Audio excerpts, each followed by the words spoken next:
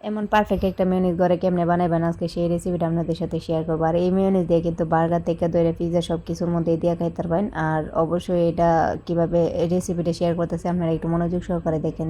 একটা ব্লেন্ডার জারে আমি নিয়ে নিছি কয়েকটা রসুন কোয়া, আর নিয়ে নিছি হয়েছে শুকনা মরিচ। অবশ্যই এগুলো আমি ভাইজা নিছি। তারপর হচ্ছে শুকনা মরিচ দেওয়ার পর আমি দিয়ে দিলাম একটা কাঁচামরিচ দিয়েছি আমি অল্প পরিমাণে ঝাল দিব। আর দিয়ে দিছি কয়টা গোলমরিচ দিয়ে দেওয়ার পর এখানে 2 চামচের মতো আমি হচ্ছে সয়াবিন তেল দিয়ে দিব। আর তেলটা এখানে কম ইউজ করতেছি, জাস্ট আমার কাছে তেল দিলে বেশি একটা ভালো লাগে না এটা টেস্টটা, তাই আমি তেলের বদলে এখানে দুধ দিয়ে দিলাম একটু বেশি করে। এখানে আমি প্রায় 3 টেবিল চা চামচের পরিমাণ মতো দিয়ে দিলাম হচ্ছে দুধ।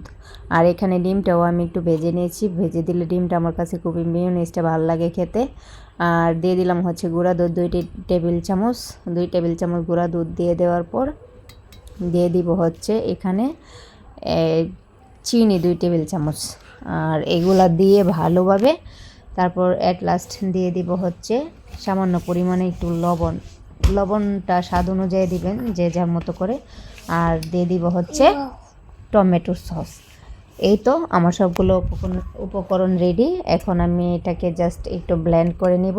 ব্লেন্ড করে নেওয়ার পর আমার মেয়োনিজের থিকনেসটা কেমন হয় সেটা আপনাদের সাথে শেয়ার করছি। দেখেন চলে এসেছি আমি ব্লেন্ড করে নেওয়ার পর মেয়োনিজটা।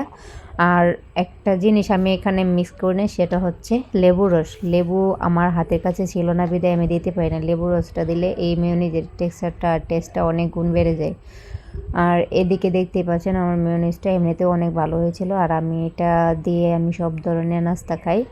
যেমন ধরেন আমি হচ্ছে স্যান্ডউইচ রেডি করার সময় এই মেয়োনিজটা দিই, তারপরে হচ্ছে করার সময় পিৎজা বানানোর সময়, আর এই ঝটপট বার্গার যখন বানাই তখন আমি এই মেয়োনিজটা দিয়ে এগুলো বানাই। আর খেতেও অসাধারণ মজা লাগে। আপনারাও চাইলে এইভাবে মেয়োনিজটা বানিয়ে নিতে পারেন। ধন্যবাদ সবাইকে।